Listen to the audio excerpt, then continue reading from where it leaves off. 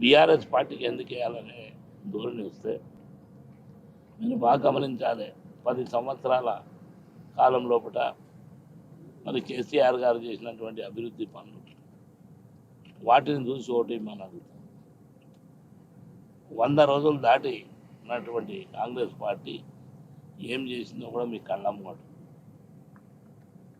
రాగానే డిసెంబర్ 9 తారీఖున 2 లక్షల రుణమాఫీ చేస్తామని చెప్పడం జరిగింది.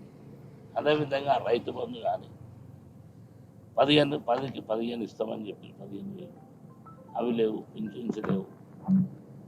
1 కాదు 2 కాదు, వాళ్ళు ఏవైతే వాగ్దానాలు చేసిందో అవి ఎక్కడ నెరవేరలేదు. కనుక తప్పకుండా బీఆర్ఎస్ను తప్పకుండా మీరు ఆశీర్వదించవలసిందిగా కోరడం జరుగుతుంది. థ్యాంక్ యూ అన్న.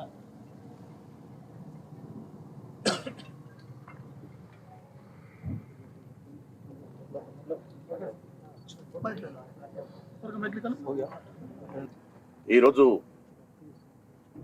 కాసాని జ్ఞానేశ్వర్ ముద్దిరాజు గారు నామినేషన్ ఫైల్ చేయటం జరిగింది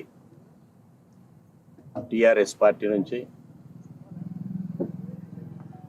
ప్రత్యేకించి ఇక్కడ ఉన్నటువంటి మీడియా మిత్రులకు, ఎలక్ట్రానిక్ అండ్ ప్రింట్ మీడియా మిత్రులకు ప్రత్యేకమైనటువంటి అభినందనలు, మనసారా వారికి అభినందనలు తెలియజేస్తా ఉన్నాను. కారణం ఏంటంటే ఈనాడున్నటువంటి గతంలో డప్పు కొడుతూ ఊరూరా తిరుగుతూ ఇంటింటి తిరుగుతూ కడుపుల తలలు పెట్టేటటువంటి రోజులు పోయినాయి. ఈరోజు సోషల్ మీడియా రావటం వలన, మీలాంటి ఎలక్ట్రానిక్ మీడియా రావటం వలన వాస్తవాలు ఏం జరుగుతున్నాయో ప్రజానీకానికి, ఇంట్లో కూర్చున్నటువంటి ఒంటింట్లో ఉన్నటువంటి మా సోదరికి కూడా తెలుసుకోగలుగుతా ఉంది. అందుకోసం నేను సోషల్ మీడియా మిత్రులకు, ఈనాడు ఇక్కడ ఉన్న ఎలక్ట్రానిక్ ప్రింట్ మిత్రులకు కూడా నేను మనసారా అభినందన తెలియజేస్తా ఉన్నాను. ఒక విప్లవం వచ్చింది, సామాజిక విప్లవం మీ ద్వారా వచ్చింది. అందుకే నేను ఈరోజు కోరుతా ఉన్నాను. ఇంతకుముందు జ్ఞానేశ్వరన్ గారు మాట్లాడినట్టుగా చెవెళ్ళ పార్లమెంటు నియోజకవర్గం నుంచి ఈరోజు మిగతా వాళ్ళు అభ్యర్థులు రంగంలో ఉన్నారు. మేము టిఆర్ఎస్ పార్టీ ఒక అవకాశం కల్పించింది బీసీకి. సబితా ఇంద్రారెడ్డి గారు లేదు, ఖచ్చితంగా ఎప్పుడూ రెడ్డిలే ఉంటున్నారు ఎంపీలుగా, బీసీలకు ఒక అవకాశం ఇవ్వాలని చెప్పి ప్రత్యేకించి ఇక లోకల్లో ఉన్నటువంటి ప్రకాష్ గౌడ్ గారు కానీ లేకపోతే మిగతా ఎమ్మెల్యేలు కానీ అవకాశం, గాంధీ గారు కానీ కేసీఆర్ గారితో మాట్లాడి ఒక అవకాశం బీసీకి ఇప్పించారు. అందుకే నేను మీకు విజ్ఞప్తి చేసేది ఏమిటంటే, మీ ద్వారా బీసీ సోదరులకు విజ్ఞప్తి చేసేది ఏంటంటే, 10 సంవత్సరాల నుంచి రెడ్డి సామాజిక వర్గం ఇక్కడ ఎంపీలుగా కొనసాగుతున్నారు. అయితే ఈసారి టిఆర్ఎస్ పార్టీలో రెడ్డి సామాజిక వర్గం, బ్రాహ్మణ సామాజిక వర్గం, ఎస్సీ ఎస్టీ సామాజిక వర్గం అంతా కూడా బీసీ అభ్యర్థి రావాలని కోరుకుంటున్న ఈ సమయాన నేను బీసీ మిత్రులను, బీసీ ఓటర్లను, బీసీ మేధావులను, ఉద్యోగ ఉపాధ్యాయ కార్మిక మిత్రులందరికీ నేను విజ్ఞప్తి చేస్తా ఉన్నాను. ఇంతమంది మనకు సహకరిస్తుంటే మన ఓటు మనం ఒక్కసారి వేసుకోవడానికి ఒక అవకాశాన్ని మనం తీసుకోకూడదా? ఎందుకు బీసీలు మన ఓటు మనకు వేసుకోవడానికి వెనక ముందు ఆడుతున్నారో ఒక్కసారి ఆలోచించవలసిందిగా నేను బీసీ మిత్రులను కోరుతా ఉన్నాను. మిత్రులారా, ఈరోజు 16,90,000 బీసీ ఓట్లు చేవెళ్ళ నియోజకవర్గంలో ఉన్నాయి. ఈ 16,90,000 బీసీ ఓట్లు ఒక్కసారి ఆలోచించమని మేధావులను కోరుతా ఉన్నాను. రేపు రాబోయే జనాభా లెక్కల్లో నీ ఓటెంత అంటే ఏం చెప్పాలి, ఎవరికి చెప్పాలి? నా ఓటెంతో లెక్క తేలాలంటే ఈరోజు నా ఓటు నేను వేసుకోవాలి. అందుకే నేను బీసీ సామాజిక వర్గాన్ని విజ్ఞప్తి చేస్తా ఉన్నాను, ఈ ఒక్కసారి మన ఓటు మనం వేసుకుందాం. మిత్రులారా, మీరు ఎక్కడైనా ఉండండి, దయచేసి బీసీ సామాజిక వర్గానికి, కాసాని జ్ఞానేశ్వర్ గారికి ఒక ఓటు ఇవ్వవలసిందిగా విజ్ఞప్తి చేస్తా ఉన్నా. మనకు ఆశ్చర్యం వేస్తుంది మిత్రులారా, మనం నిన్నగాక మొన్న ఒక పెద్ద ఆయన, అధికార బాధ్యత ఉన్నటువంటి ఒక ఆయన మాట్లాడాడు. ఇక ఎవరు టీఆర్ఎస్కు దిక్కులేక కాళ్ళు చేతులు చచ్చుపడిపోయినటువంటి వ్యక్తికి మీరు టికెట్ ఇచ్చారు అని చెప్పి మాట్లాడాడు. నేను ఆయనను గౌరవపూర్వకంగా రిక్వెస్ట్ చేస్తా ఉన్నా, మిత్రమా, మీ రెడ్డి సామాజిక వర్గంలో 2 కాళ్ళు లేకున్నా మీకు చెల్లుబాటు అవుతుంది. నేను ఎవరిని అవమానపరచట్లేదు, ఆయనను ఒక తండ్రిగా గౌరవించాం. రెడ్డి సామాజిక వర్గంలో మీకు వికలాంగులైనా మీరు ఎంపిక పోవచ్చు. బీసీ సామాజిక వర్గం నుంచి ఒక కాలు లేనంత మాత్రాన, ఒక చెయ్యి లేనంత మాత్రాన బ్రెయిన్ లేదా? బీసీ సామాజిక వర్గానికి బ్రెయిన్ లేదా? మాకు దమాక్ లేదా? మాకు తెలివితేటలు లేవా? ఒక్కసారి ఆ పెద్ద ఆయన ఆలోచించుకోవాలి. కామెంట్ చేసిన ఆయన పేరు కూడా చెప్పదలుచుకోలే.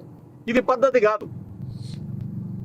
కాబట్టి నేను సామాజిక మిత్రులు, బీసీ సామాజిక మిత్రులందరికీ రోజు విజ్ఞప్తి చేస్తున్నా, మిత్రులారా, మనకొక బడుగు బలహీన వర్గాల అభ్యర్థి అయినటువంటి కాసాని జ్ఞానేశ్వర్ 91 కులం, 1 కాదు 2 కాదు మిత్రులారా, ఆంధ్ర తెలంగాణ కలిపి 91 కులాలను ఏకం చేసి ఈ రోజు 2 కులాలను ఏకం చేయడానికే సాగు అయింది. అట్లాంటి 91 కులాలను ఏకం చేయ ఒక సంస్థ ఏర్పాటు చేసినటువంటి కాసాని జ్ఞానేశ్వర్ గారికి ఒక ఓటు ఇవ్వవలసిందిగా విజ్ఞప్తి చేస్తా ఉన్నా.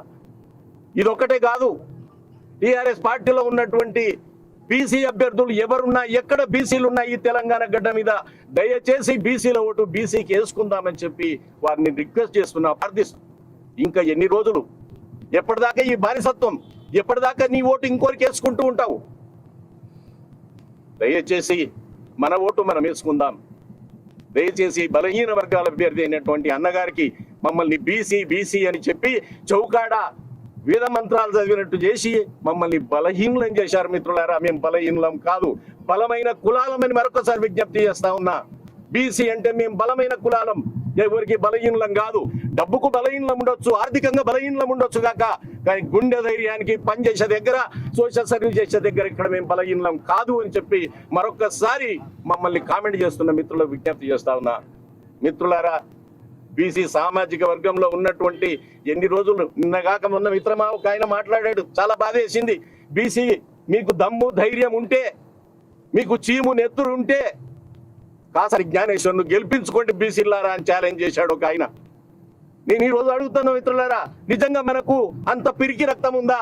మన ఓటు మనం వేసుకోలేమా? మనకు చీము నెత్తురు లేదా? ఎప్పటిదాకా ఈ బానిసత్వం? కాబట్టి నేను చేతులెత్తి బీసీ మిత్రులను, బీసీ మేధావులను, బీసీ విద్యార్థులను, ఉద్యోగోపాధ్యాయ కార్మిక మిత్రులను ప్రతి ఒక్కరికి చేతులెత్తి ప్రార్థిస్తున్నా. ఈ ఎలక్షన్లో ఖచ్చితంగా బీసీ ఓటు, ఖచ్చితంగా మన ఓటు మనం వేసుకుందాం. కాసాని జ్ఞానేశ్వర్ గారికి ఇచ్చినటువంటి కారు గుర్తుకు టీఆర్ఎస్ పార్టీకి, బీఆర్ఎస్ పార్టీకి ఓటేసి వారిని గెలిపించి, ఈ సామాజిక వర్గంలో మా ఓటు కూడా ఉంది, మేము మనుషులమే, 70% ఉన్నటువంటి మా ఓటు ఒక ఎంపీని గెలిపించుకోలేని పరిస్థితి. పార్లమెంట్ లో 643 ఎంపీలలో బీసీల సంఖ్య 45 మిత్రులారా. భారతదేశ జనాభాలో 75% ఉన్నటువంటి బీసీలు పార్లమెంట్ లో ఎందుకు 45 మనం పడిపోయాం?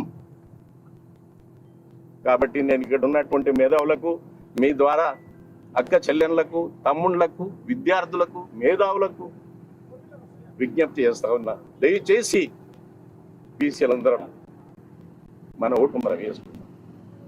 కాసాని జ్ఞానేశ్వర్ను గెలిపించవలసిందిగా మీ సహాయాన్ని అర్థిస్తున్నాం. సోషల్ మీడియా ద్వారా ఈ అంశాలను చెప్పవలసిందిగా, ప్రసారం చేయవలసిందిగా కూడా మిమ్మల్ని కోరుతాం.